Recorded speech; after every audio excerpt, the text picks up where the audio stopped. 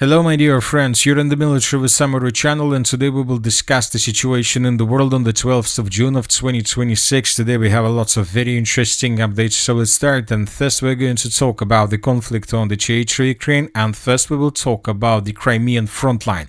During the previous 24 hours, the Russians made another attempt to attack the Zatoka bridge.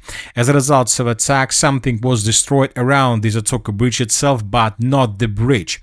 This evening we received these satellite pictures, and according to these satellite pictures, the Russians destroyed something to the northeast of the bridge. So the Russians attacked this territory. When talking about this map, so this is the exact point that was damaged by Russians. So this is the exact constructions that were attacked by Russians with Ha-59 missiles. Probably the Russians were attacking either an air defense system of the armored forces of Ukraine or the electronic warfare equipment that was established by the Ukrainians with the purpose to intercept Russian missiles and drones. As a result of attack, something was destroyed, but as of the end of the 12th of June of 2026, we don't have any update on this matter. Probably within the next hours or days we will receive additional information, and then we will discuss this situation once again. But despite the fact that the Russians didn't attack the bridge, the Zatoka bridge itself, now it's obviously that the Russians are tasked to destroy the bridge completely without any chances for the Ukrainians to repair it and to restore it. The Russians, I would like to remind you that the Russians attacked the Zatoka bridge as a retaliatory strike because the Ukrainians during the previous days were bombing and attacking the bridges through the northern parts of Crimea. As we can see, according to the latest satellite pictures, the Russians began stabilizing measures in this area. I would like to remind you that several days ago the Ukrainians attacked the bridge to the south of the settlement of Changar. The bridge was damaged, and today we received first fresh pictures where we can see the current situation. So this bridge that goes, which is located on top of this picture, was damaged by the Ukrainians, and the Russians restricted access to this area. At the same time, we see a very big traffic through the pontoon bridge that goes below. So this pontoon bridge the Russians use for commercial purposes. As you can see just through this picture, there are 1, 2, 3, 4, 5, 6, 7 trucks that were trying to cross this area using this pontoon bridge. This is the first thing. But another thing is that the Russians are not able to use this bridge fast. So as you can see, there is a traffic. There are lots of trucks on this side of the bridge waiting for their turn to cross this area, and this is a very important situation. But from the other side, we see that the Russians right now are trying to create a third bridge in this area, which will go below the railway bridge, and this is going to be the most southern pontoon bridge of this area. Most likely the Russians will try to use the situation with the purpose to allow trucks to go further in the northwestern direction and in the southeastern direction, in the direction of Crimea and in the direction of Kherson. At the same time, lots of satellite pictures were published from the area between Crimea and Kherson, and we can see lots of trucks that are waiting for their turn to cross this area, which means that in coming days the Ukrainians, or maybe even during the upcoming night between the 12th and the 13th of June of 2026, the Ukrainians may try to attack this concentration of trucks with drones, and this can lead to unpredictable and very probably bad consequences for Crimea and for the logistics of Crimea. Now let's move further and let's discuss the situation in the Zaporizhzhia direction, where the clashes between the Russians and the Ukrainians are intensifying. During the previous 24 hours, the Russians attacked the city of Zaporizhzhia significantly. The sources reported that the Russians attacked another warehouse or another logistic hub of the armored forces of Ukraine. In this video, we can see a building that was completely destroyed as a result of the Russian Iran strike. So in this video, we can see the consequences. We can see the fire, and we can see fire crews of Ukraine that were trying to extinguish the fire. So another warehouse was destroyed as a result of attack. Furthermore, the Russians were attacking the territory along the line of combat contact. We received lots of videos of how Russians were using aviation to bomb and attack positions of the armored forces of Ukraine through the settlements of Yurkovka, Tavriska, and Orekhov. But at the same time, we start receiving very important updates from the settlement of Ternuvata. Today, several pro-Russian sources and several pro-Ukrainian sources reported that as a result of a counter-offensive operation, the armed forces of Ukraine managed to answer the settlement of Ternuvata using lots of forces, and currently there are very heavy clashes for this territory. Furthermore, several pro-Russian sources have already adjusted their maps and they have colored the territory of the settlement of Ternuvata under complete Ukraine control, which means that the Ukrainians began another counter-offensive operation through the eastern Zaporizhzhia flank, and as a result of this counter-offensive operation, it seems that Ukrainians managed to recapture the settlement of Ternuvata. In coming days, most likely we will receive additional updates on this matter. So as you can see, the Ukrainians are trying to do everything they can with the purpose not to allow the Russians to continue their offensive operation in the direction of the city of Zaporizhzhia. We see that the Ukrainians are trying to get the initiatives in their hands. Now let's move further and let's talk about the Druzhkivka Dobropolye direction, during the previous 12 hours, during the previous night, we received lots of updates that the Russians continued attacking the main logistic lines of the armed forces of Ukraine along M30 road, and the Ukrainians used this M30 road to support their contingent in the area of the settlement of Dobropolye. At the same time, the Russians intensified their activities through the villages to the south of the settlement of Dobropolye. As you can see, lots of updates were published during the previous 24 hours from this area. For example, in this video we can see a temporary deployment point of the FPV drone operators of the armed forces of Ukraine that was attacked and destroyed by Russians. And in this video we can see how Russians were bombing with artillery the settlement of Vadianska. So it seems that the Russians are tasked to begin offensive operation in the direction of all these villages with the purpose to attack these territories from many directions and from many sides, with the purpose to take these territories under complete control and to finish the preparation before the battle of the city of Dobropolye itself.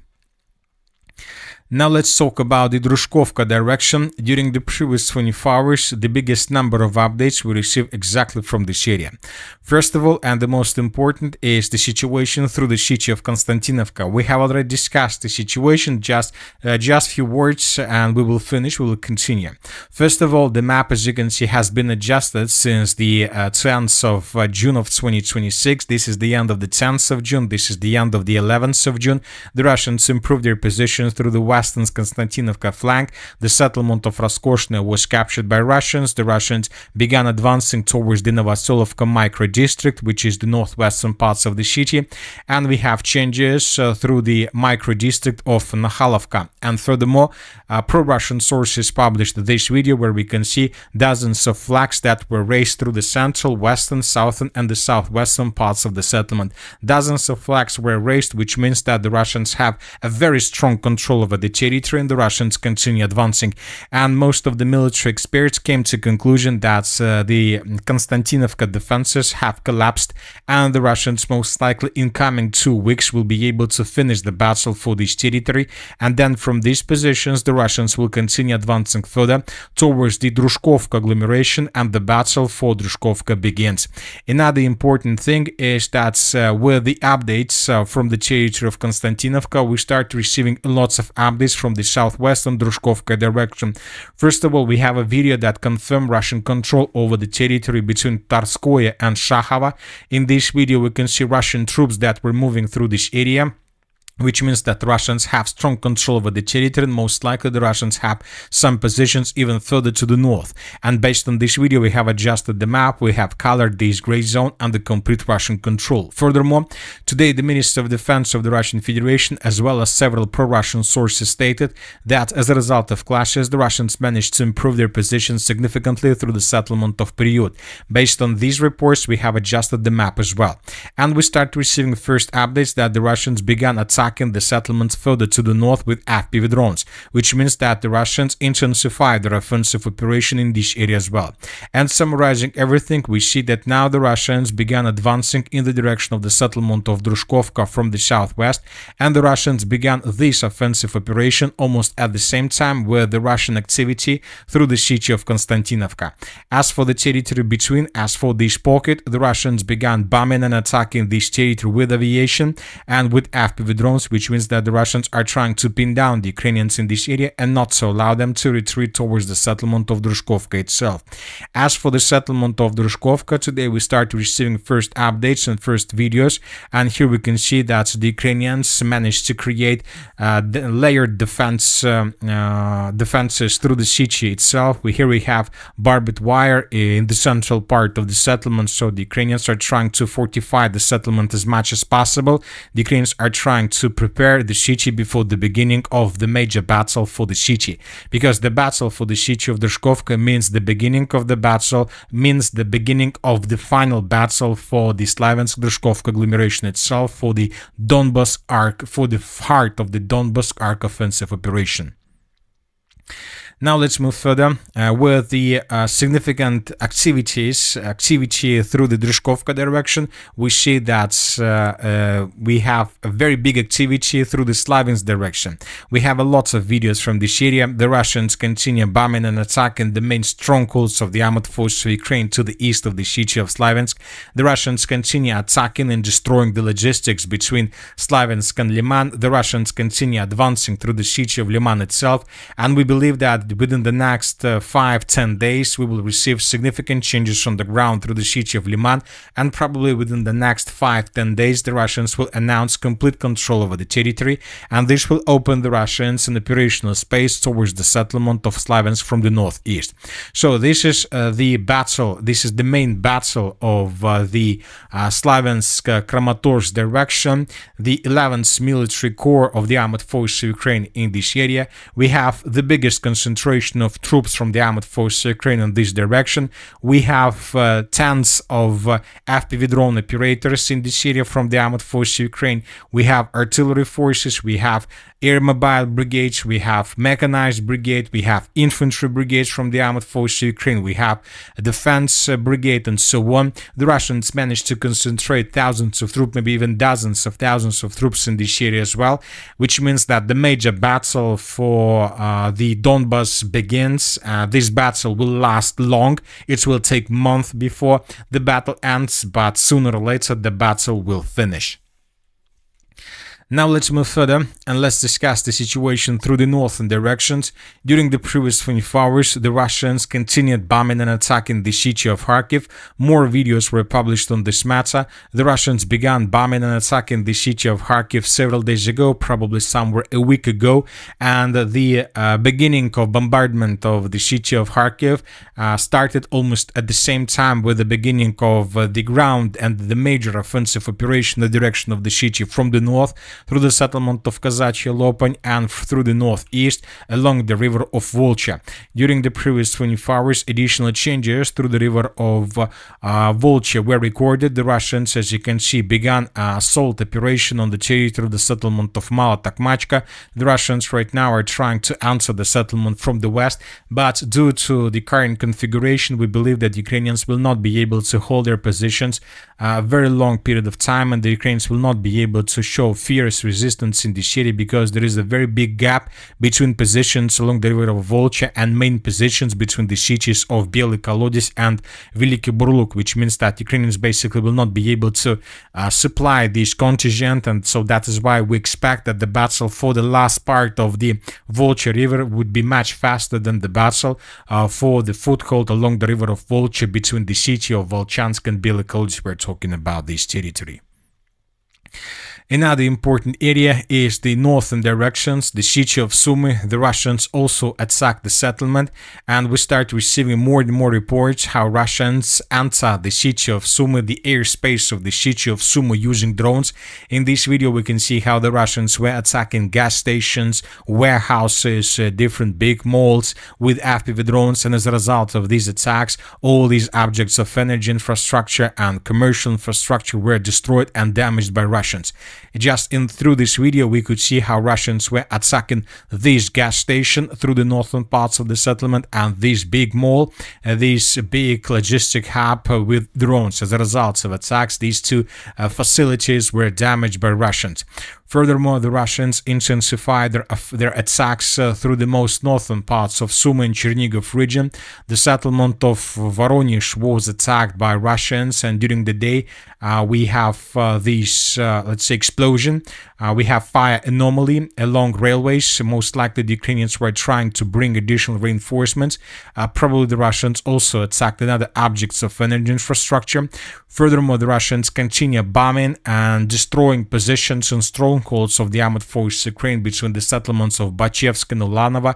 During the previous days, we were talking that currently there are very heavy clashes for both settlements. The Russians are trying to force the Ukrainians to fall back from this area, and now the Russians are attacking this territory with aviation and with Toslam tower systems. In this video, we can see an attack carried out by the Russians and very heavy explosion. It seems that the Russians most likely will announce additional progress on the ground through these territories. And of course, the city of Chernigov, during the previous 24 hours, additional explosions and additional attacks were recorded. Several objects of energy infrastructure and several warehouses were destroyed by Russians. The Ukrainians also attacked deep inside of the territory of Russia, and I would like to remind you that today the Russians celebrates the Russian Day. And during the Russian Day, the Ukrainians launched hundreds of drones deep inside of the territory of Russia, and we received lots of updates on this matter. The Ukrainians attacked a power station on the territory of the city of Simferopol, Crimea. The Ukrainians attacked the settlement of Tolyatti, and the Ukrainians attacked a chemical plant on the territory of the city, dealing significant damage, and right after the Ukrainians attacked the chemical plant, a fire broke out. Also, the Ukrainians attacked the settlement of Nizhnekamsk, and as a result of attack, the Ukrainians managed to deal significant damage to the chemical plant on the territory of the city. And as we can see, the Ukrainians continue bombing and attacking deep inside of the territory of Russia. And the most important thing is that the Ukrainians attacked the central part of Russia during the Russian Day. And the Russians have already promised the Ukrainians that in coming days between the 11th and the 14th of June of 2026, the Russians would use the Oreshnik system. Information is available about the possible use of up to 2 medium-range ballistic missiles Oreshnik from the Kapustin Yar range within the next 4 hours. Some sources are saying within the next 4 hours. Some sources reported about the gap, about the period between the 11th and the 14th of June of 2026. One thing is clear, that today the Russians will finish celebrating the Russian Day, and starting from the 30th of June of 2026, we can expect that the Russians will attack the territory of Ukraine using hundreds of drones and dozens of missiles. Most likely tomorrow or during the upcoming night between the 12th and the 13th of June of 2026, the Russians will use hundreds of drones to attack the territory of Ukraine, and the Russians will attack the city of Kiev most likely, the city of Kharkiv most likely, and the cities like Dnipro and Zaporizhzhia. Most likely the Russians will not attack further in the direction of the western parts of Ukraine. They will limit themselves just with the central and the eastern part. But there are going to be lots of attacks, lots of missiles involved during this massive attack that is approaching. And that's it for today. The Military Summary channel reminds we condemn any violence in the world. Thank you for your watching. Subscribe to my channel, put your likes, join my Patreon, and have a good day. Bye-bye.